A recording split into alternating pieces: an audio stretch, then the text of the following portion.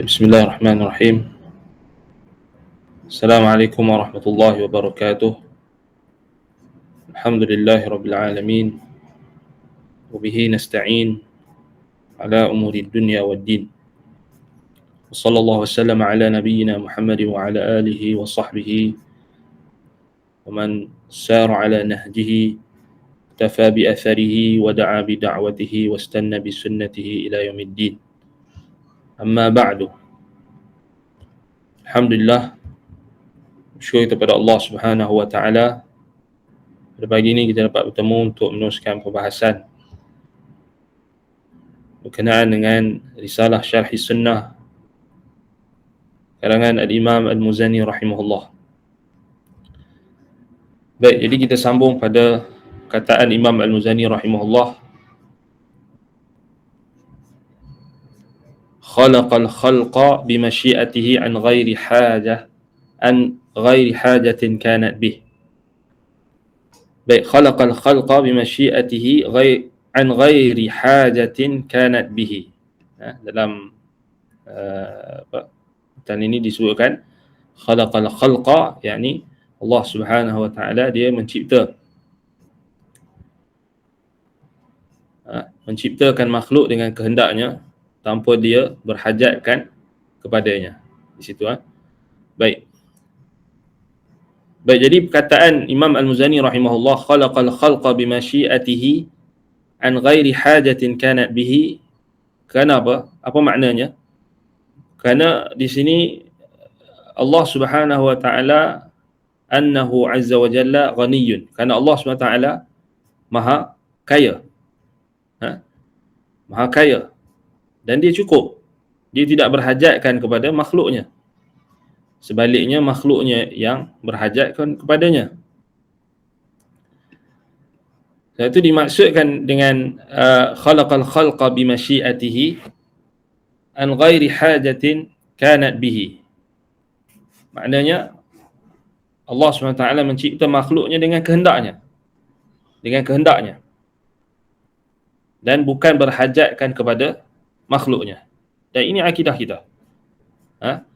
Ini akidah ahli sunnati wal jamaah. Dan kekayaan Allah Subhanahu wa taala sempurna dari segala sudut. Kecukupan dan kekayaan Allah Subhanahu wa taala daripada hamba-hambanya, dan dia tidak berhajatkan kepada mana-mana hambanya, mana-mana makhluknya yang dia ciptakan. Sebaliknya, hamba-hambanya lah yang berhajatkan kepadanya daripada segenap sudut. Sebagaimana firman Allah Subhanahu wa taala, ya ayyuhan nasu antumul fuqara'u ila Allahi wallahu huwal ghaniyyul hamid. In yasha' yudhhibkum wa ya'ti bi khalqin jadid wa ma dhalika 'ala Allahi bi'aziz. Ya ayyuhan nas, wahai manusia, antumul fuqara'u ila Allah. Allah Ta'ala kata apa? Antumul fuqara'u ila Allah. Kalianlah yang berhajatkan kepada Allah. Yakni kalian makhluk. Kalian semua, antum ayyuhan nas makhluqun fuqara'u ila Allah. Ay faqir, minal faqir, minal faqr. Iaitu kalian kesemuanya berhajatkan kepada Allah, memerlukan Allah Subhanahu wa taala. Antumul fuqara'u ila Allah wallahu huwal ghaniyyul hamid.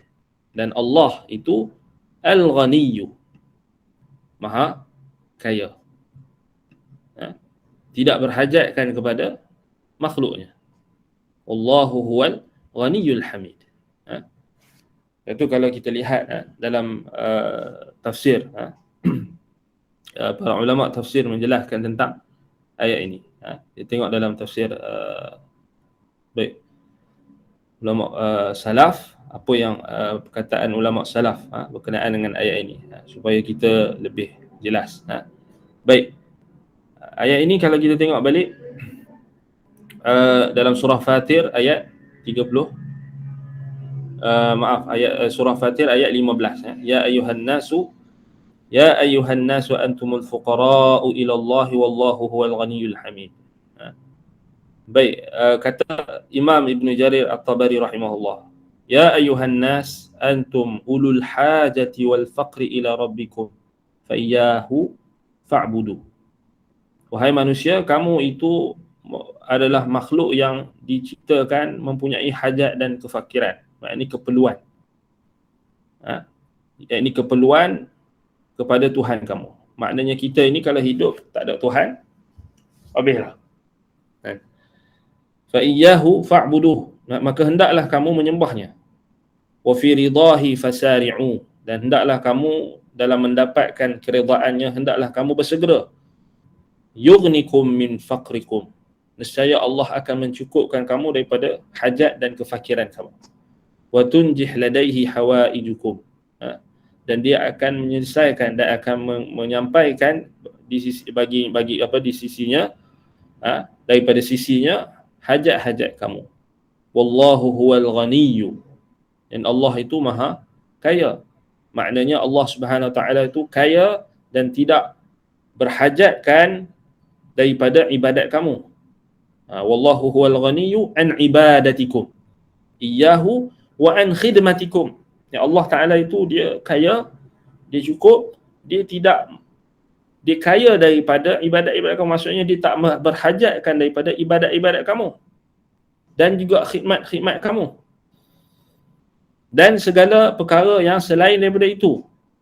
Wa an ghairi dzalika minal asya' minkum wa min ghairikum, sama ada daripada kalangan kamu ataupun daripada selain kamu, seluruh makhluknya.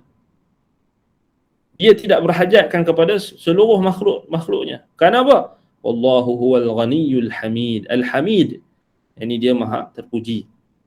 Al-mahmudu ala ni'amih, dipuji, terpuji di atas nikmat-nikmat yang telah dia limpahkan. Fa inna kulla ni'matin bikum wa bighairikum faminhu. Karena setiap nikmat yang ada pada kamu dan yang ada pada selain kamu, maka ianya daripada Allah.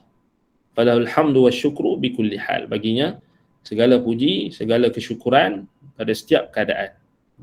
Jadi ini ayat dalam surah Fatir. Maknanya dalil menunjukkan kepada kita bahawasanya Allah Subhanahu Wa Taala tak berhajatkan kepada makhluk.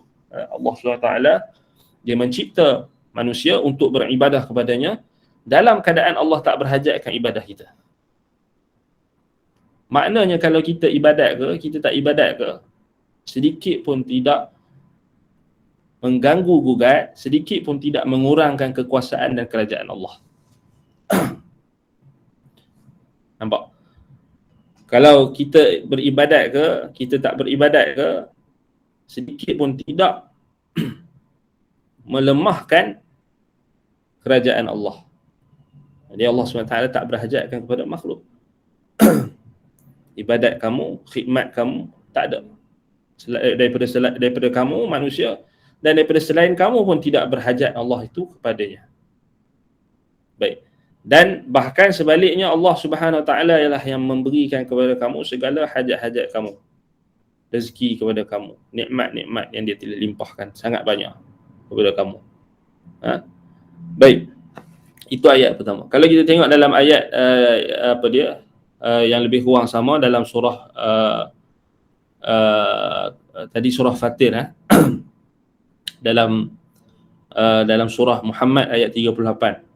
Wallahul ghaniyyu wa antumul fuqara. Wallahu huwal ghaniyyu wa antumul fuqara. Dan Allah itulah yang maha kaya, sedangkan kalian semua itu adalah fuqara. Kalianlah yang berhajatkan kepada Allah Subhanahu Wa Taala. Setiap saat, setiap detik kita berhajatkan kepada Tuhan kita. Kita berhajatkan kepada nikmatnya.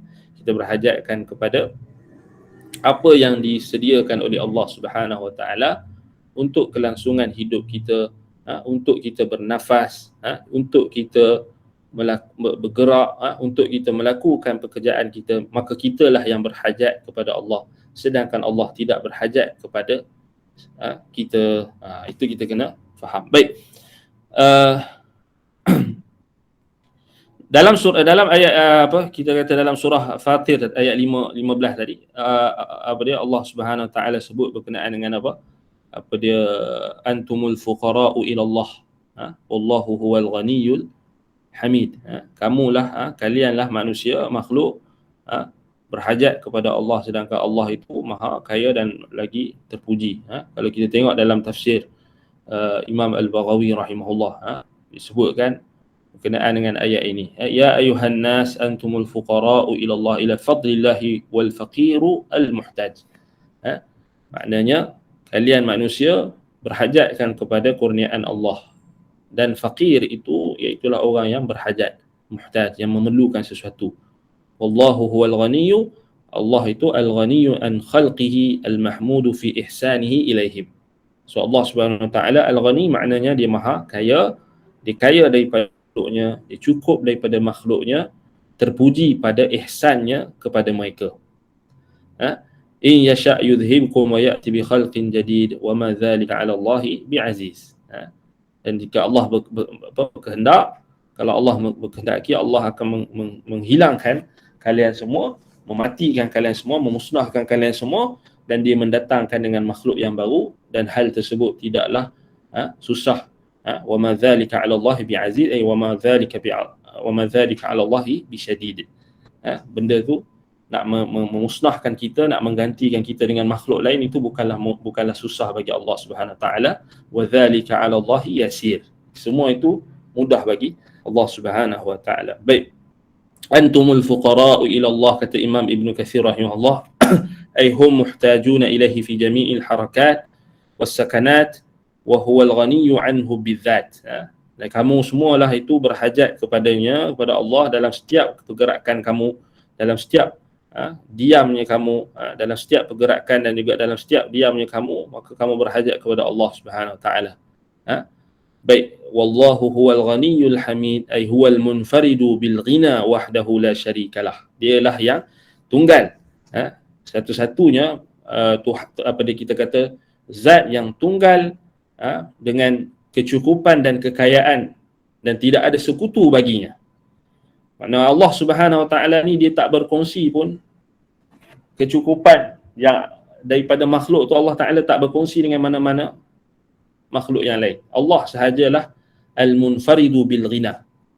Maknanya dia esa dalam kekayaannya, dalam kecukupannya daripada makhluk, dan dialah satu-satunya ilah, dialah satu-satunya Rabb, la syarikalah, yang tidak ada sekutu baginya. Wa huwal ghaniyyul hamid, ay al-hamidu fi jami'i ma yaf'aluhu wa yaquluhu wa yuqaddiruhu wa yusyarri'u. Jadi dia terpuji. Allah Subhanahu Wa Taala itulah maha kaya lagi maha terpuji pada seluruh apa yang dilakukannya, apa yang dikerjakan oleh Allah Subhanahu Wa Taala, urusan Allah. Wa yaquluhu, apa yang dikatakan oleh Allah, apa yang ditakdirkan oleh Allah, dan apa yang disyariatkan oleh Allah Subhanahu Wa Taala, kesemuanya itu adalah terpuji. Baik. Kemudian apa yang kita daripada perkataan Imam Al-Muzani rahimahullah, khalaqal khalqa bi masyiatihi min ghairi hajatin kanat bihi. Maknanya di sini la tanfa'uhu ta'atu ta'in. Tidak bermanfaatnya ketaatan orang-orang yang melakukan ketaatan. Maknanya tidak boleh memberi manfaat kepada, tak ada manfaat yang Allah Taala berhajat kepadanya daripada ketaatan orang-orang yang mentaatinya. Wala tadurruhu ma'siyatul 'asin. Tidak memudaratkannya maksiat, perbuatan maksiat yang dilakukan oleh orang-orang yang bermaksiat. Ini kita kena ingat. La tanfa'uhu ta'atu ta'iin, maknanya Allah Taala tidak berhajatkan manfaat amalan ketaatan yang dilakukan oleh orang-orang yang buat ketaatan. Maknanya Allah Ta'ala tak berhajatkan solat yang kita buat. Allah tak berhajat. Kita kena ingat. Allah tak berhajatkan puasa kita. Tak berhajat. Allah juga tak berhajatkan amal kebaikan kita. Allah tak berhajatkan sedekah kita. Sebab dia ghani. Ghaniyul hamid. Allah tak berhajatkan apa lagi? Tak berhajatkan daripada kita ini seluruh amalan-amalan ketaatan kita.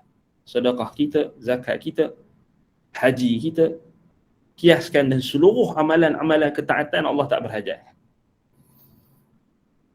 La tanfa'uhu ta'atul ta'in wa la tadurruhu maksiatul 'asin.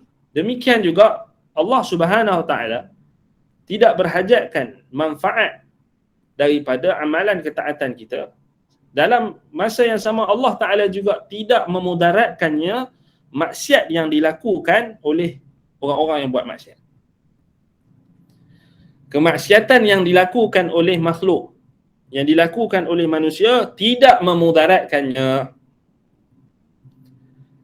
Tidak memudaratkan Allah orang yang buat syirik.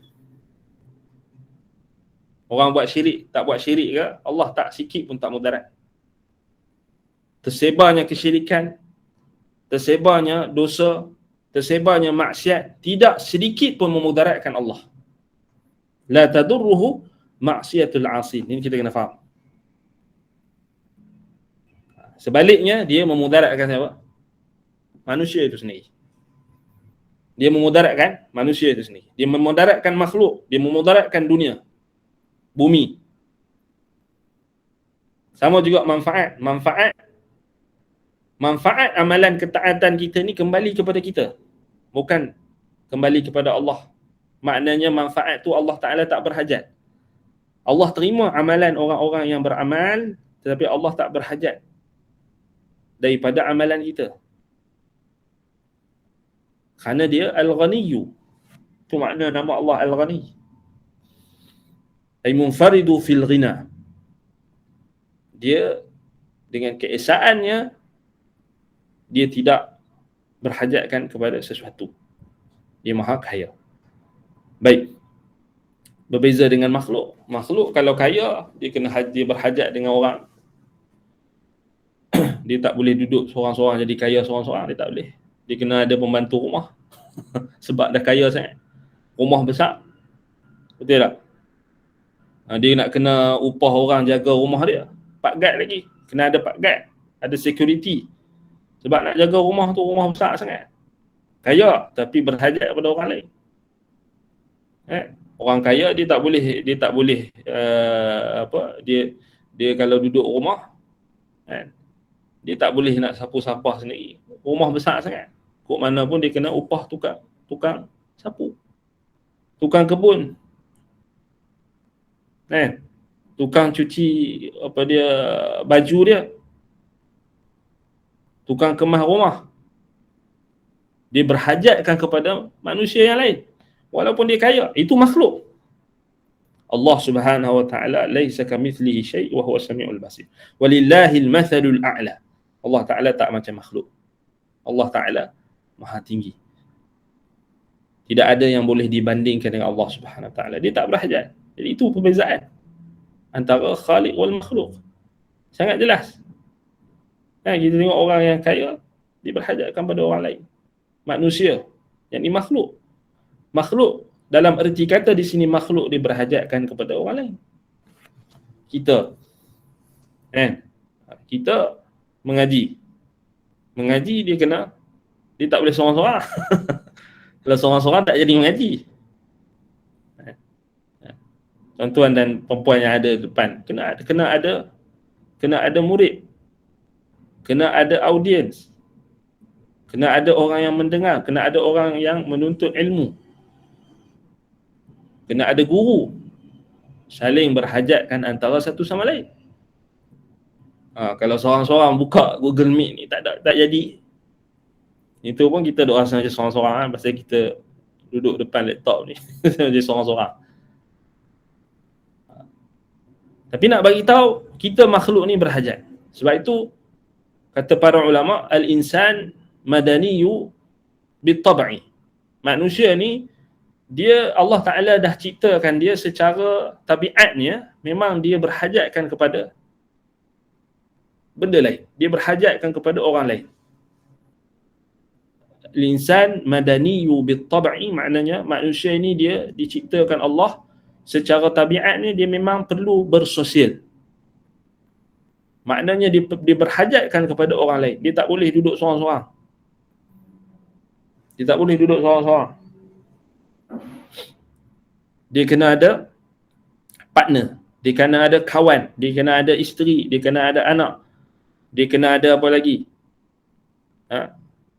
Kawan. Sebab dia berhajat kepada orang lain. Dia diciptakan untuk berhajatkan kepada orang lain. Dia tak boleh. Dia keluar daripada perut ibu dia, dia berhajatkan kepada ibu dia. Dia tak boleh duduk seorang-seorang, keluar daripada perut ibu dia tu, terus dia boleh makan, dia tak boleh berhajat kepada mak dia, dia terus boleh jalan ke tak. Mak dia kena dukung. Mak dia kena susukan dulu. Mak dia kena jaga sampai dia besar. Hatta dia dah besar pun dia berhajat lagi kepada manusia lain, kepada keluarga dia, kepada ibu dia, kepada bapa dia, kaum kerabat dia. Jadi itu manusia. Itu makhluk. Nampak? Bahkan kita tengok dari sudut yang paling kecil. Kita ni manusia, dia terbahagi kepada beberapa bahagian anggota badan. Dan itu secara makro. Minornya, yang kecil-kecil ni, yang sel-sel yang kecil-kecil apa semua ni, sel-sel seluruh badan kita ni tak tahulah ada berapa banyak sel. Itu pun sel sama juga berhajat antara satu sama lain. Anggota badan kita berhajat kepada antara satu sama lain. So, telinga kita tak boleh dia seorang-seorang. Dia berhajat kepada wajah kita. Mulut kita berhajatkan ada lisan. Lisan kita berhajatkan ada gigi. Mata kita berhajatkan adanya kelopak mata, adanya bulu mata. Bayangkan kalau mata tak ada bulu mata macam mana? Hidung kita berhajatkan kepada lubang hidung. Kalau tak ada lubang hidung macam mana? Semua berhajat. Dan Allah Subhanahu wa taala Allahus Samad. Allahus Samad antara tafsirannya la jawfa fih, yakni dia tidak ada rongga. Allah Subhanahu wa taala dia tidak ada rongga. Maknanya dia tak berhajatkan kepada apa-apa pun. Dia tak berhajatkan kepada makanan. Dia tak berhajatkan kepada minum. Kita manusia berhajat kepada makan dan minum. Sebab kita berongga, makhluk. Binatang sama juga berongga, berhajatkan makan dan minum.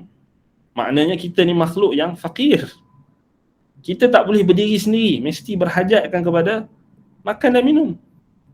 Kalau tak makan, pagi tak makan. Kalau orang kampung dia duk buat apa? Orang kampung lagi dia kena sarapan pagi tu, dia kena sarapan. Sebab tu orang-orang kampung ni dia sarapan makan apa? Makan nasi. Pagi-pagi makan nasi dah. Makan pulut. Sebab dia nak tenaga nak buat apa? Nak buat padi. Nak tanam pokok. Orang bandar ni tak makan pagi-pagi, tak makan ni sangat. Tak macam orang dulu-dulu, orang kampung-kampung. Dia nak pergi buat bendang, dia nak pergi kan. Sebab apa? Berhajatkan kepada makanan. Berhajatkan kepada sesuatu. Jadi itu adalah apa? Jelas menunjukkan kita ni fakir. Fuqara. Semua kita fuqara. Orang kaya tu pun dia fuqara juga. Masuk dalam ayat ni. Dia masuk dalam ayat ni secara umum. Antumul fuqara. Masuk dalam ayat ni. Ya ayuhan nas antumul fuqara. Maknanya semua makhluk. Semua manusia. Fuqara. Tengok. Mikroorganisme yang paling kecil. Virus. Dia berhajatkan kepada tubuh manusia untuk dia menumpang. Dia pun fuqara juga. Dia tak boleh hidup sendiri-sendiri. Dia kena menumpang. Tengok kat pokok. Ada makhluk-makhluk yang hidup menumpang dekat pokok. Dia tak boleh sendiri. Tetapi Allah Subhanahu Wa Taala tak macam makhluk. Dia memang tak berhajat kepada makhluk. Wal ghaniyyu. Hamid ay munfaridun fil ghina. Munfaridun fil ghina. Dia yang tunggal, esa, satu-satunya yang cukup dengan kekayaannya. Dia tak berhajatkan kepada mana-mana bantuan, mana-mana khidmat daripada makhluknya, dan dia menciptakan makhluk-makhluknya kerana kehendaknya. Jadi kalau orang tanya kita, tapi Allah Ta'ala tak berkehendak makhluk, tapi kenapa dia cipta malaikat dengan tugas-tugasnya? Allah Subhanahu Wa Ta'ala cipta malaikat dengan tugas-tugasnya, dengan tugas-tugas yang ditentukan kerana kehendaknya. Balik pada nas tadi. Kataan Imam Al-Muzani, khalaqal khalqa bi masyiatihi. Ni ingat. Dia mencipta makhluknya dengan kehendaknya. Allah Ta'ala cipta arash. Kenapa Allah Ta'ala cipta arash? Adakah dia berhajat kepada arash, singgah sananya? Kita kata dia tak berhajat kepada singgah sana, dia tak berhajat kepada makhluknya. Khalaqal khalqa bi masyiatihi. Khalaqal arsha bi masyiatihi. Jawapan. Dia mencipta arash kerana itulah kehendak dia. Habis. Itu kehendak Allah. Itu jawapan yang paling minima.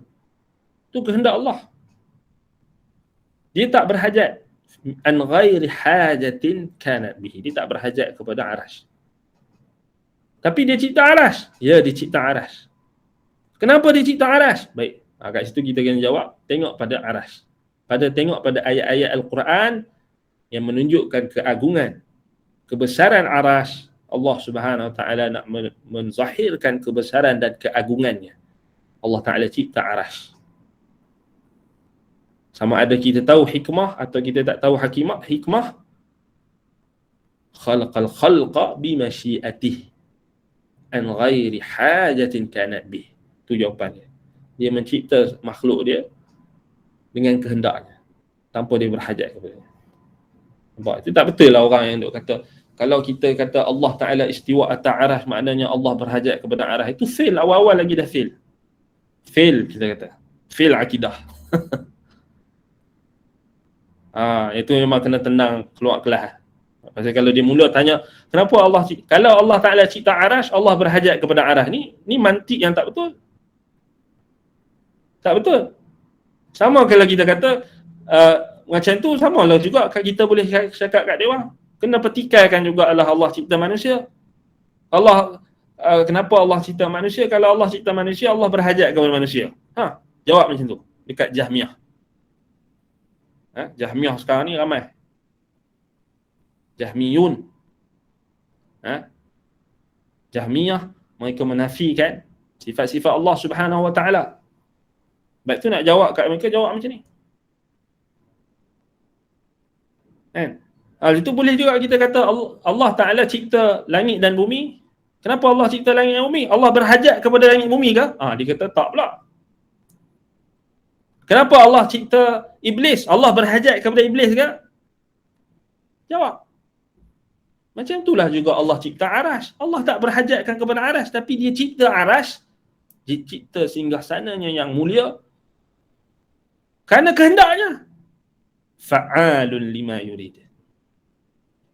Dia buat apa yang dia suka. Yaf'alu ma yasha'. Dia buat apa yang dia kehendaki. Dia Tuhan. La yus'alu amma yaf'al wa hum yus'alun. Tidak berhak untuk kita bertanya apa yang Tuhan buat. Kerana dia Tuhan. Kita yang akan ditanya nanti. Beriman ke tak? Dengan arash. Beriman ke tak dengan sifat ketinggian Allah? Beriman atau tak dengan sifat istiwa Allah atas arash? Itu kita kata, ini jawapan. Maknanya setiap teks akidah itu dia adalah jawapan. Jawapan untuk setiap persoalan. Sama ada jawapan yang secara umum ataupun jawapan yang secara tafsil akan ada. Akan ditunjukkan oleh nas-nas yang dinaskan oleh ulama dalam kitab-kitab akidah. Sebab itu pentingnya kita menyebarkan kitab-kitab akidah ahli sunnati wal jamaah, kitab-kitab akidah salaf. Perkataan-perkataan mereka itu ibarat kita kata apa? Seperti ubat. Kerana dia adalah rumusan daripada Al-Quran dan juga sunnah. Sebab tu kita belajar matan. Kita belajar matan akidah sebab dia ni ibarat seperti rumusan bagi ayat-ayat Quran dan hadis-hadis Nabi SAW yang merupakan i'tiqad kita. Baik. Akan tetapi kita dah sebut tadi, la tanfa'uhu ta'atut ta'in wa la tadurruhu ma'siyatul 'asin. Kita dah sebut Allah Taala tidak berhajatkan manfaat ketaatan, amalan ketaatan yang dibuat oleh orang-orang yang buat ketaatan. Tidak mudaratkannya juga maksiat orang-orang yang buat maksiat. Tapi sebagaimana firman Allah Taala, man ihtada fa innama yahtadi li nafsihi wa man dhalla fa innama yadhillu 'alaiha. Siapa yang mendapat petunjuk, maka petunjuk itu manfaatnya akan pergi kepada dirinya sendiri. Maknanya manfaat petunjuk, manfaat ketaatan, manfaat amalan soleh yang dilakukan akan balik pada diri dia. Akan balik pada hamba tersebut. Akan balik kepada makhluk tersebut, akan balik pada manusia. Wa man dhalla fa innama yadhillu 'alaiha. Barang siapa yang sesat, maka keburukannya juga akan kembali kepadanya.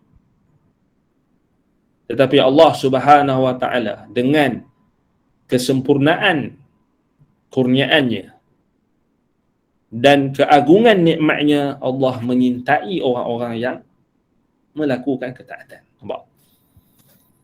Bila kita sebut Allah tak berhajat kepada manfaat daripada amalan ketaatan kita, tetapi Allah Subhanahu wa taala menyintai ketaatan orang yang buat ketaatan. Allah menyintai orang-orang yang taat kepadanya. Wa yafrahu bi taubati taibin farhan 'aziman. Dan Allah berbahagia, Allah bergembira. Allah bergembira dengan taubatnya orang-orang yang bertaubat. Dengan kegembiraan kegembiraan yang besar. Sebagaimana dalam hadis Nabi sallallahu alaihi wasallam, "Allahu ashaddu farhan bi taubati 'abdihi al-mu'min min rajulin fi ardin dawiyatin mahlakah ma'ahu birahilatihi 'alayha ta'amuhu wa sharabuhu fanama fastayqadha wa qad dhahabat fatalabha hatta adrakahu al-'atshu thumma qala arji'u ila makani alladhi kuntu fihi fa anam hatta amut wa wada'a ra'sahu 'ala sa'idihi liyamut fastayqadha wa 'indahu rahilatuhu 'alayha zaduhu wa ta'amuhu wa sharabuhu fallahu ashaddu farhan bi taubatil 'abdil mu'min min hadha bi rahilatihi wa zadihi." Maknanya Allah Subhanahu wa taala, walaupun Allah Taala tak berhajatkan kepada amalan-amalan kita, Allah bergembira, Allah suka, Allah cintakan ketaatan. Allah sukakan orang-orang yang melakukan ketaatan yang telah diperintahkannya. Allah cintakan hamba-hambanya yang bertaubat dengan kecintaan yang besar. Sebagaimana dalam hadis Nabi sallallahu alaihi wasallam kita bacakan tadi, Nabi kata, "Allahu asyaddu farhan bi taubati 'abdihil mu'min." Allah Taala ini lebih gembira, lebih gembira terhadap taubat yang dilakukan oleh hambanya, hambanya yang beriman, lebih daripada kegembiraannya dengan taubat ataupun dengan keadaan seorang lelaki yang berada di sebuah padang pasir yang luas, yang dia berada dalam keadaan yang sudah hendak mati, ataupun kita kata dalam keadaan yang genting bersama dengan kenderaannya, yang kenderaannya itu ada makanannya, minumannya, lalu dia tertidur dan dan selepas dia tidur dia bangkit, dia jaga, dan bila dia terjaga, tiba-tiba dia melihat kenderaan yang ada di atasnya, makanan, minumannya, bekalannya itu telah hilang. Lalu dia mencarinya, fatalabaha hatta adrakahu al-'atshu, mencari kenderaannya yang ada segala-galanya di atas itu, sehinggalah dia kehausan di padang pasir yang luas. Kemudian dia mengatakan dalam keadaan sudah berputus asa, arji'u ila makani alladhi kuntu fihi fa ana hatta amut. Dah aku tak jumpa dah kenderaan aku, unta aku yang dah hilang. maka aku baliklah kat tempat aku tidur sampai matilah, senang. Putus asa. Kemudian fawada'a ra'sahu 'ala sa'idihi liyamut. Dia pun letaklah kepalanya di atas bahunya untuk tidur, untuk mengharapkan kematian. Tiba-tiba bila dia sedar, di sisinya ada kenderaannya. Tiba-tiba ada unta dia tadi, yang ada makanannya, bekalannya, minumannya. Maka Allah, kata Nabi SAW, "Fallahu ashaddu farhan bi taubatil 'abdil mu'min min hadza bi rahilatihi wa zadihi." Allah lebih bergembira, Allah Ta'ala lebih gembira terhadap taubat hambanya berbanding lelaki itu. Yakni lelaki ini yang apa kita kata, yang menjumpai kenderaannya yang ada bekalan makanan minumannya yang telah hilang dan dia hampir-hampir putus asa ketika nak mencarinya. Maknanya nak bagi tahu dekat kita bagaimana Allah Subhanahu Wa Taala, kecintaan Allah Subhanahu Wa Taala, gembiranya Allah Ta'ala dengan taubat hamba-hambanya itu mengatasi kegembiraan yang ada pada seorang lelaki yang kehilangan kenderaannya di tengah padang pasir yang tandus. Kemudian dia sedar, setelah dia putus asa, kemudian dia bertemu semula dengan kenderaannya ataupun untanya, bekalannya. Dan itulah perumpamaan nak bagi tahu betapa Allah Subhanahu Wa Ta'ala dengan kurniaan dan nikmatnya, dengan kelebihan yang Allah Ta'ala berikan, maka Allah menyintai hamba-hambanya yang melakukan ketaatan, menyintai hamba-hambanya yang bertaubat dengan kecintaan yang sangat besar. Baik. Kemudian perkataan Imam Al-Muzani rahimahullah yang berikutnya, iaitulah masuk pada beriman kepada malaikat. Fa khalaqal malaikata jami'an li ta'atihi wa jabalahum ala ibadatihi. Baik. Wa jabalahum ala ibadatihi faminhum malaikatu biqudratihi lil arshi hamilun wa ta'ifatun minhum hawla arshihi yusabbihun wa akharuna bihamdihi yuqaddisun wastafa minhum rusulan ila rusulihi wa ba'da mudabbiruna li amrih. Baik. Kemudian kata Imam Al-Muzani rahimahullah, Allah mencipta dan dia mencipta malaikah keseluruhannya, malaikah jami'an, kesemuanya, li ta'atihi, untuk mentaatinya. Ya Allah Ta'ala mencipta malaikat untuk malaikat ni mentaatinya. Wa jabalahum ala ibadatihi, dan Allah Ta'ala telah wajabalahum, maknanya Allah Ta'ala telah mencipta mereka, malaikat-malaikat itu, dengan Allah menjadikan mereka, malaikat itu, tabiat malaikat itu adalah apa? Untuk mentaatinya, dalam keadaan sentiasa mentaatinya. Wajabalahum ala ibadatihi, maknanya dan dia telah menjadikan mereka dalam keadaan sentiasa beribadah kepadanya. Allah Ta'ala menciptakan wajabalahum ala ibadatihi. Allah SWT mencipta malaikat dalam keadaan sentiasa beribadah kepadanya. La ya'suna Allah ma amarahum wa yaf'aluna ma yu'marun. Jadi maksiat malaikat itu dia tidak bermaksiat kepada Allah dalam apa yang telah diperintahkan kepada mereka. La ya'suna Allah ma amarahum wa yaf'aluna ma yu'marun, dan mereka sentiasa melaksanakan apa yang telah diperintahkan kepada mereka. Sebab itu kata Imam Al-Muzani, faminhum malaikatun biqudratihi lil arshi hamilun.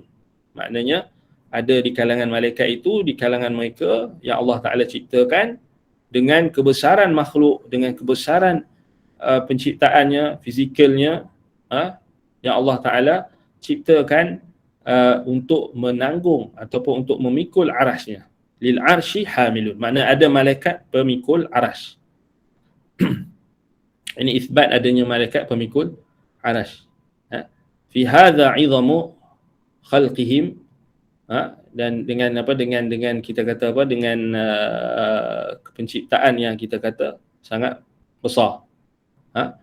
Dan sebahagian lagi ada yang Allah Ta'ala ciptakan dengan tugas-tugas yang berbeza. Dan itu menunjukkan kepada kita kesempurnaan kekuasaan Allah, kamal qudratillah azza wa jalla, wastighna'uhu an khalqihi, dan Allah Subhanahu wa taala tidak berhajatkan kepada makhluknya. Kerana apa? Allah Taala menciptakan malaikat untuk, kita kata, dengan kehendaknya, dan untuk kita kata Allah Taala jadikannya untuk mentaatinya. Dan Allah telah menjadikan tabiat malaikat itu adalah sentiasa beribadah kepada Allah. Wajabalahum ala ibadati. Dan dia tidak bermaksud wajabalahum ala ibadati itu balik pada firman Allah Taala, la ya'sunallaha ma amarahum wa yaf'aluna ma yu'marun. Maksudnya malaikat ni dia memang diciptakan untuk tidak bermaksiat kepada Allah. Dia sentiasa taat, dia sentiasa beribadah, dia sentiasa melaksanakan apa yang diperintahkan oleh Allah Subhanahu Wa Taala.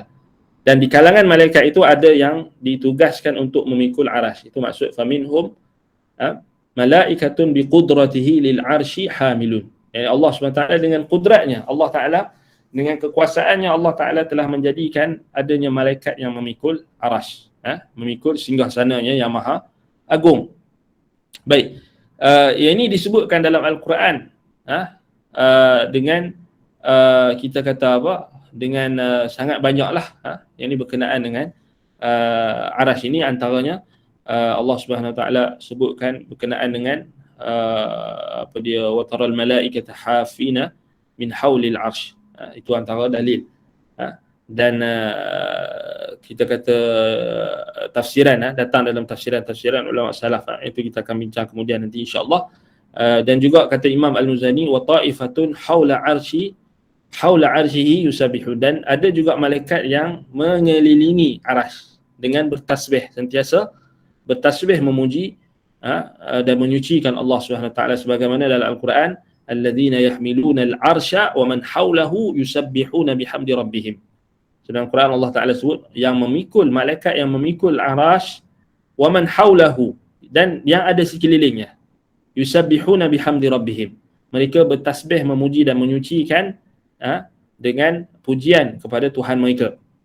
Di sini isbat, maknanya malaikat yang berkait dengan arasy ni ada dua. Pertama, malaikat yang memikul arasy. Kedua, malaikat yang mengelilingi arasy. Ini berbeza. Maksud pemikul arasy dengan yang mengelilingi arasy tak sama. Malaikat yang berbeza. So di sini tak samalah dengan apa yang dipegang oleh ahlul kitab.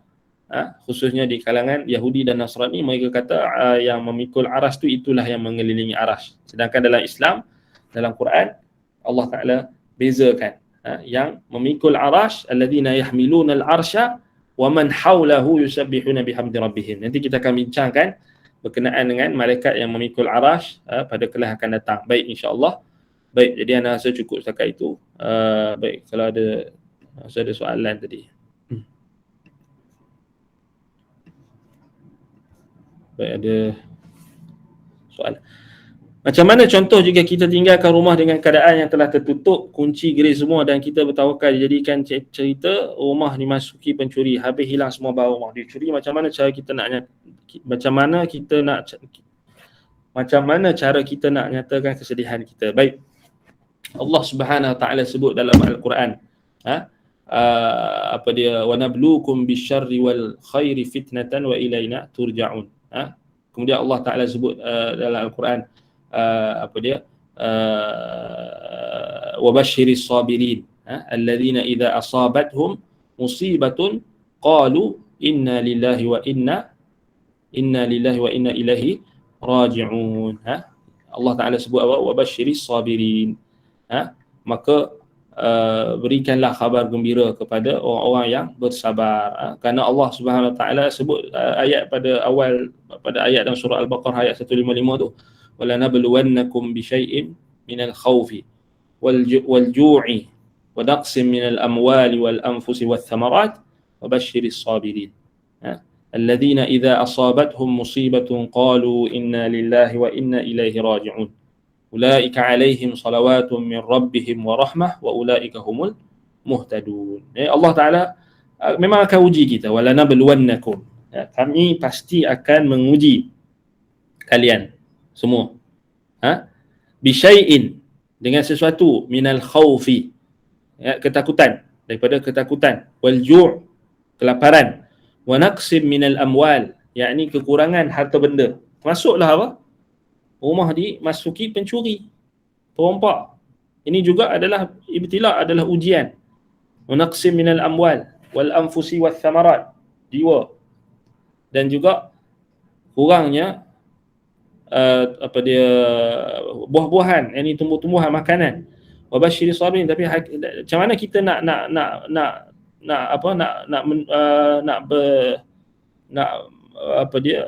beramal ataupun dalam kita ditimpa musibah ini, dalam surah Al-Baqarah ayat 155 hingga 157, Allah Ta'ala sebut wa basyiris sabirin, maknanya bersabar. Kerana Allah Subhanahu Wa Ta'ala tak jadikan sesuatu musibah melainkan Allah Subhanahu Wa Ta'ala nak supaya kita kembali kepadanya. Wa ilaina turja'un wa nabluukum bisyarri wal khairi fitnatan wa ilaina turja'un. So kami uji kamu dengan keburukan dan kebaikan, dan kepada kamilah kamu akan dikembalikan. Allah Subhanahu Wa Ta'ala nak supaya kita kembali kepadanya. Baik. Itu yang pertama, wabasyiris sabirin, kena bersabar. Maksud sabar maknanya kita jangan buat benda yang menyanggahi syariat.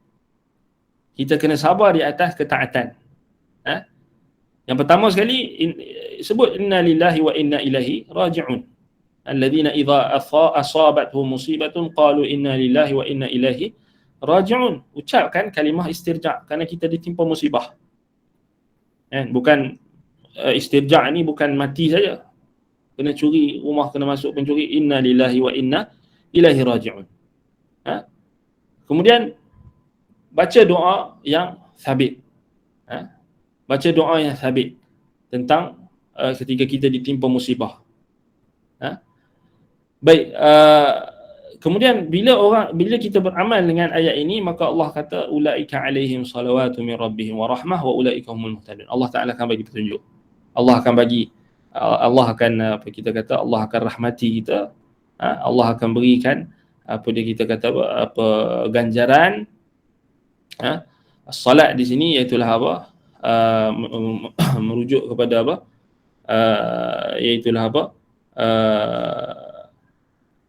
salatu minallah, ini selawat daripada Allah, maksudnya rahmat. Dan juga kita kata tahqiq, subulal huda, Allah akan berikan jalan petunjuk. Baik, kat sini contoh kita kata baca Yasin 7 kali supaya mereka tu pulang. Kadang kita patut berdoa mereka untuk ubah dan beri pengajaran. Bolehkah saya bersangka baik ini adalah untuk kesihatan yang kita cari? Mungkin ada yang tak kena dengan rezeki kita, untuk kita tu amal kembali kepada Allah. Baik, baca Yasin 7 kali itu tak ada bid'ah lah. Tak perlulah. Tak perlu baca Yasin 7 kali niat supaya mereka pulangkan, itu adalah amalan bid'ah. Bid'ah yang sesat, tak perlu. Tak perlu. Dan tidak ada kita kata amalan yang disyariatkan untuk kita buat sedemikian rupa. Dan itu adalah sebenarnya adalah kesan ataupun pengaruh-pengaruh amalan perbomohan yang ada dalam orang Melayu kita yang diislamkan. Sirih Anda cakap itu adalah amalan perbomohan, bukan amalan Islam. Orang kita hilang barang baca Yasin 7 kali, itu amalan perbomohan, bukan amalan sunnah, bukan sunnah Nabi. Bukan sunnah Nabi. Ada lagi macam-macam. Dia bukan setakat mula baca Yasin 7 kali, lepas tu dia tak puas hati, dia buat apa? Baca 7 kali tak jadi, dia kira nak jadi lah, dia pergi jumpa ustaz. Ustaz tolong doa je tu, tapi ustaz tu suruh buat benda pelik-pelik. Dia jadi macam jumpa bomoh lah. Kemudian tolong tengok siapa yang curi. Kemudian bomoh tu, ustaz tu pun tipu dia, tuduhlah adik-beradik dia sendiri yang curi, buat jadilah lagi musibah, lagi bergaduh, lagi jadi kita kata lagi jadi mudarat. Benda tu asalnya hilang saja macam tu, tapi dia nak tahu itu kita tak mau. Maknanya termasuklah bacaan Yasin 7 kali itu tak disyariatkan. Dia adalah bid'ah muhdatsah yang dilakukan dan merupakan amalan perbomohan. Kerana memanglah salah satu ciri-ciri amalan perbomohan ni, bila hilang sesuatu benda, kita nakkan benda tu kembali dengan kita membaca ayat-ayat tertentu yang telah ditetapkan, maka itu tidak ada dalam syariat.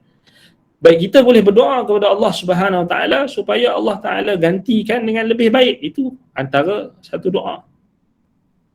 Antara kita kata kita doa minta ketetapan, minta ketabahan, minta kesabaran, minta Allah gantikan dengan pahala yang berlipat ganda atas kesabaran kita, dan minta Allah gantikan dengan perkara yang lebih baik. Itu kita tak nafikan. Dan ya, kena bersangka baik, wajib bersangka baik kepada Allah. Ya, wajib bersangka baik kepada Allah. Maknanya ya, mungkin kita muhasabah dekat situlah, kita muhasabah yang mungkin ada rezeki kita yang mana yang kita tak bersih, ada mungkin bercampur dengan perkara syubhat ke apa benda kita pun tak tahu. Ya, kita cela diri kita bersangka baik kepada Allah. Maknanya kita jangan belim orang lain, kita letak kesalahan tu, kita letak pada diri kita dulu.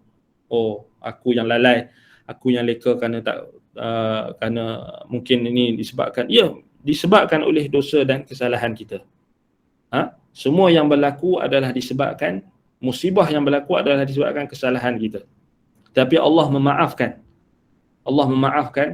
apa yang dilakukan kita. Maknanya kita kena faham, dalam Quran Allah Ta'ala sebut sangat banyak ayat yang menyebutkan apa yang menimpa kamu, itu adalah berpunca daripada wa ma asabakum min musibatin fabima kasabat aydikum wa ya'fu an katsir. Dalam surah Asy-Syura ayat 30 Allah kata apa yang menimpa kamu berupa musibah, fabima kasabat aydikum, disebabkan oleh usaha-usaha daripada tangan-tangan kamu, daripada kerja-kerja kamu, amalan-amalan kamu. Ya. Wa ya'fu an katsir, tapi kita kena ingat Allah Taala memaafkan sangat banyak. Ingat lebih banyak. Sebab tu kita kena faham setiap musibah yang menimpa kita, kena masuk rumah, pencuri masuk rumah ke apa semua tu disebabkan oleh kelalaian kita, disebabkan oleh dosa-dosa kita, disebabkan oleh kesalahan-kesalahan kita. Ya, kita kena muhasabah, kita kena kembali kepada Allah, bersangka baik kepada Allah, dan kita letakkan celaan itu pada diri kita. Celaan maknanya dari sudut kita ya mungkin ada perkara-perkara yang kita tak sedar selama ini, dan kita bersangka baik kepada Allah. Ya, bersangka baik kepada Allah, dan minta Allah Ta'ala berikan ketetapan. Banyak orang bila ditimpa musibah macam ni lah, dia akan buat benda-benda yang di luar syariat.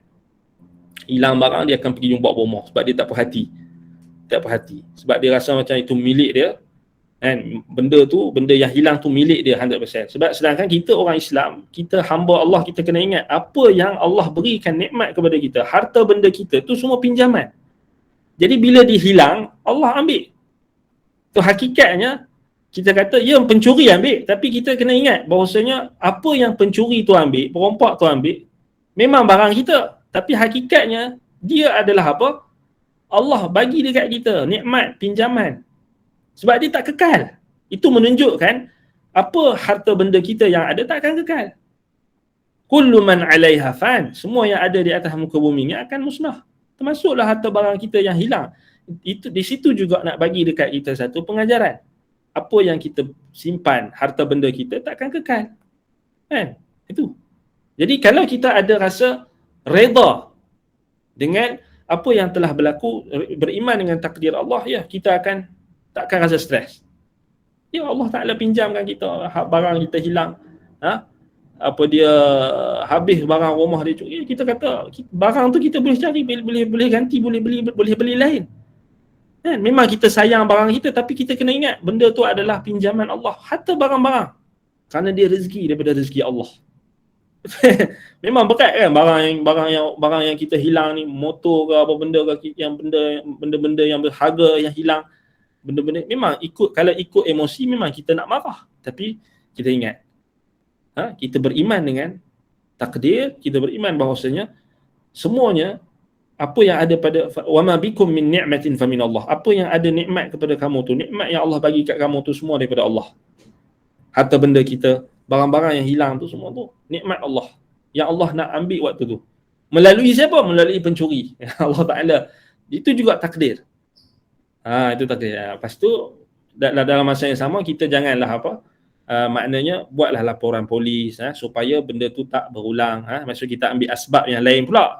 Supaya janganlah kita jadi menyerah takdir tu, biar jangan tak buatlah report polis supaya pencuri tadi tu ditangkap lah. Kita harapkan dia ditangkap untuk diambil pengajaran dia, minta doa supaya Allah Ta'ala temukan barang-barang kita balik, kan. pencuri itu dihukum kan, supaya dia ambil pengajaran, supaya dia tak mencuri orang lain pula. Itu kita kata itu kena dilakukan bila kita redha tu, kita tak buat apa, tak buat buat apa yang sebab yang harus, bukannya benda-benda yang karut-marut. Allahu taala a'lam. Baik. Assalamualaikum Ustaz. Alhamdulillah ya. Okey Ustaz. Okey. Berselisih dengan tu juga tadi berkenaan dengan macam mana pula macam orang yang berhutang. Macam saya ni dulu saya berniaga lah, dulu bisnes, lepas tu masih lagi berniaga, alhamdulillah bagi saya rezeki lah, dan saya masih meneruskan. Contoh saya macam mana orang kontraktor yang tak bayar dengan saya punya macam mengkon apa semua tak bayar dengan saya. Betul, ada orang saya buat rumah dia orang, saya tak bayar, dan saya memang kata memang ada satu tahap saya jadi dipanggil apa ya, tapi saya tidak muflis, dia apa saya tetap juga bayar hutang. Macam contoh saya buat rumah macam carpenter ke apa semua, saya tetap bayar juga Ustaz, saya bayar juga apa, walaupun yang macam mana cara pun saya bayar juga, saya jual kuih, jual apa untuk bayar dia orang. Tapi alhamdulillah berkat kesabaran tu saya naik balik, kata perlahan-lahan saya masih lagi bayar, dan dah habis dah pun. Tapi mana pun orang yang berhutang dengan saya tu, apa yang saya selalu berdoa, tapi saya mula-mula dulu macam Ustaz kata, dia kata dia setengah macam mengarut-ngarut tu, saya faham. Sekarang saya minta dia orang, rezeki dia orang tu pergi kat saya lah, apalah, macam mengarut doa saya. Tapi lama bila saya dah belajar sikit-sikit, dah bertambah ilmu, saya ya Allah Tuhanku, minta dia sihat, dia apa, supaya dia sedar buat. Jadi saya pun tak miskin pun setakat ni, Allah bagi saya bertambah-tambah rezeki. So macam mana pula di pihak dia yang tak bayar saya, sedangkan saya masih lagi membayar hutang yang dia orang bayar saya disebabkan kerja dia orang. Macam mana Ustaz? Ulas sikit. Okey, baik. Jadi berkenaan dengan hak manusia, antaranya hutang. Maknanya hutang ni adalah hak manusia yang wajib kita lunaskan. Dan ini memang kita kata perkara yang kita tak boleh ambil ringan lah. Maknanya sebab itu ya bagi pihak kita sedar benda tu adalah hak, tanggungjawab, yang benda yang akan dipersoalkan, benda yang kita kata benda yang bukan ringan, hutang manusia ini. Maknanya kita kata ya bagi pihak kita faham dan kita cuba untuk lunaskan. Alhamdulillah, itu satu nikmat. Cuma macam mana kita nak sedarkan? Itu maksudnya di sini dia lebih pada kita kata bagaimana kita nak timbulkan kesedaran kepada orang lain. Khususnya mereka-mereka yang terlibat, yang masih lagi tidak sedar. Maka sebab itulah kita kata pentingnya penekanan tentang ilmu. Penekanan tentang ilmu maknanya kita kata sama ada kita sendiri secara langsung menyampaikan kepada mereka akan tanggungjawab tentang kita kata hak tentang hutang ini, ataupun dengan secara tidak langsung, maknanya kita mengajak mereka yang terlibat itu supaya bermuhasabah, supaya melihat kita kata apa yang dah dilakukan, perbuatan-perbuatan yang dilakukan itu, dan mengajak mereka supaya menuntut ilmu syar'i, menuntut ilmu dengan benar, dan mengetahui hak-hak yang perlu dilunaskan. Pertama sekali sudah tentulah hak Allah Ta'ala. Hak Allah Ta'ala itu yang perlu diutamakan. Dan sebab itu kalau kita tengok balik, dia solusi bagi setiap perkara adalah kembali kepada Allah Subhanahu Wa Ta'ala. Maknanya bila kita letakkan hak Allah yang pertama, hak-hak yang lain akan ikut. Maknanya ini dia punya kaedah dia. Sebab itu dakwah para Nabi dan Rasul mula dengan tauhid. Ya, kalau kita nak pergi ceramah dekat dia cerita pasal hutang, mungkin dia akan tutup telinga. Mungkin dia tak mau dengar, mungkin dia lari, mungkin dia tak berminat. Kan? Tetapi kalau kita seru mereka kepada Allah, mulakan dengan dakwah tauhid. Tak kiralah macam mana usaha yang kita perlu gembelingkan dan perlu kita berusaha bersungguh-sungguh menyampaikan tauhid kepada manusia. Kerana dengan tauhid adalah manusia akan sedar apa tujuan mereka hidup di dunia. Sebab orang yang mengabaikan hak manusia ni, selalunya mereka juga mengabaikan hak Allah.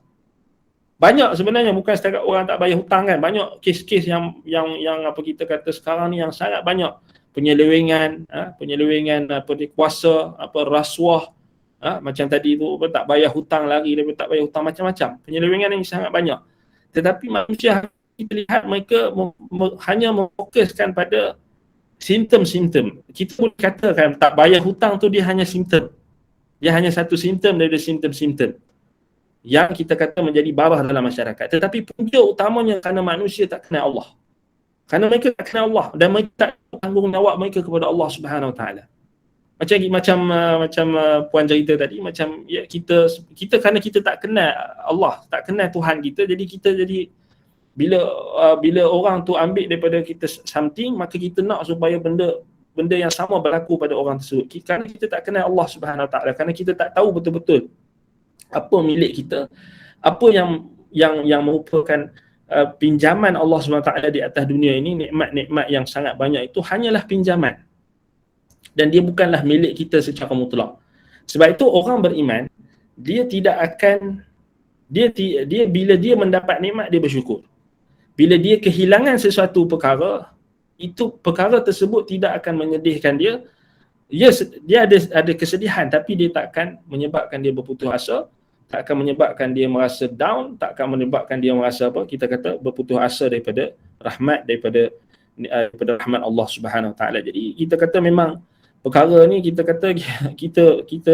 kata memang memang perangai manusia ni macam-macam. Sebab itu kita kena balik pada apa yang menjadi asas. Menjadi asas. Maknanya kenapa orang tu jadi macam tu? Kenapa tu orang tu tak mau bayar hutang? Dia bukan setakat kerana dia perangai dia saja, bukan setakat dia tak mau bayar hutang tu, kerana hubungan dia dengan Allah Subhanahu Wa Taala, itu yang paling penting.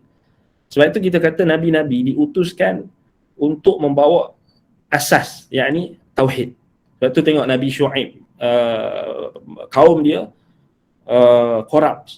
corruption yang sangat dahsyat dalam apa dia kita kata timbangan, dalam perniagaan berlaku korupsi yang sangat teruk. Tapi Allah tetap perintahkan perintah yang utama supaya Nabi Syuaib alaihi salam menyeru mereka kepada tauhid, supaya kenal Allah. Jadi punca dia tu, kita kata ya, kerana mungkin ya, kita sebagai community dalam masyarakat kita ni, kita bertanggungjawab lah atas apa yang berlaku di sekeliling kita, dan tunjukkan, lahirkan tanggungjawab kita itu. Yang paling utama sekali adalah dengan berusaha untuk kita menyebarkan apa kita kata dakwah tauhid itu yang pertama. Maknanya dia bukan setakat kita mengajar orang kepada untuk menuntut ilmu akidah, ilmu tauhid dan sebagainya, tetapi juga praktikal lah dari sudut kita punya maknanya kita punya akhlak dan sebagainya. Itu adalah tuntutan daripada tuntutan akidah. Maknanya kok mana pun kita kata memang susah. Kita nak ubah manusia ni memang susah. Kita nak ubah terus daripada seorang yang seorang yang malas nak bayar hutang, seorang yang tidak ada rasa tanggungjawab pada diri, memang susah. Sebab itu yang paling penting adalah kita jaga maknanya orang-orang yang terdekat dengan kita, supaya benda tu tak berulang, dan memberi peringatan. Dan kalau orang itu adalah orang yang memang kenal kita dan sebagainya, ya kita perlu bagi nasihat, harus memberikan nasihat. Dan yang penting adalah doa kepada Allah Subhanahu Taala, semoga Allah membukakan pintu hati. Jangan kita doakan kemusnahan, jangan kita doakan semoga dia ditimpa kemusnahan, kecelakaan dan sebagainya. Itu doa yang kita kata ya, kita ada certain part yang kita boleh doakan kemusnahan, doakan orang yang menzalimi kita, ya boleh, tetapi bukanlah itu perkara yang terbaik. Maksudnya kalau kita boleh lagi untuk berdoa, minta kepada Allah petunjuk, minta dibuka hati dan sebagainya, lebih-lebih lagi pada orang-orang yang kita pun kenal dan sebagainya, maka kita teruskan berdoa. Kalau kita tak dapat apa yang kita nak, tapi yakinlah Allah Ta'ala akan gantikan dengan lebih baik. Lebih-lebih lagi kita berdoa untuk Allah Ta'ala akan cintai kita, Allah akan sayang kita, Allah akan limpahkan nikmatnya kepada kita. Dan yakinlah rezeki itu Allah Ta'ala dah tentukan, dan tidak akan lari pun dan tak akan salah alamat pun. Memang Allah Ta'ala dah tentukan rezeki kita. Demikian juga rezeki-rezeki makhluknya yang lain. Wa ma min dabbatin fil ardi illa 'ala Allahi rizquha. Dan tidak ada binatang yang melata di atas muka bumi ini melainkan Allah Ta'ala dah tentukan rezekinya. Baik, jadi kita kata, anda rasa itu je lah kan, nak ulas panjang, tak apa kita kata, itu je lah yang kita mampu. Adapun lebih khusus tu maksudnya dibawakanlah pada kalau ada maksudnya ada perkara yang serius dan sebagainya, cubalah dibawakan kepada diambil apa dia, kita kata tindakan-tindakan yang lain lah. Kalau dah maksudnya boleh memudaratkan ataupun ada perkara-perkara yang kita tak ada lagi tak boleh lagi kompromi dan sebagainya, mungkinlah dibawa kepada mahkamah dan sebagainya. Kalau ada lah, kalau yang mampulah, kalau kita pun tengok tak boleh lah, maka maksud kita serahkan kepada Allah Ta'ala, dan kita berdoa kepada Allah SWT supaya mereka-mereka yang terlibat itu dibukakan pintu hati mereka. Wallahu ta'ala a'lam. Baik, jadi saya cukup setakat itu. Semoga Allah memberkati apa yang kita sampaikan, memberikan manfaat atas apa yang kita pelajari. Baik, jadi insya-Allah kita akan bertemu pada minggu depan. Kita akan sambung pada perbahasan malaikat pemikul arash dan juga malaikat yang mengelilingi arash. Insya-Allah aqulu qawli hadza wa astaghfirullah li wa lakum. Subhanakallahumma bihamdika asyhadu an la ilaha illa anta astaghfiruka wa atubu ilaik. Wassallallahu ala Muhammad wa ala alihi wa sahbihi wa baraka wasallam. Alhamdulillahirabbil alamin. Wassalamu alaikum warahmatullahi wabarakatuh.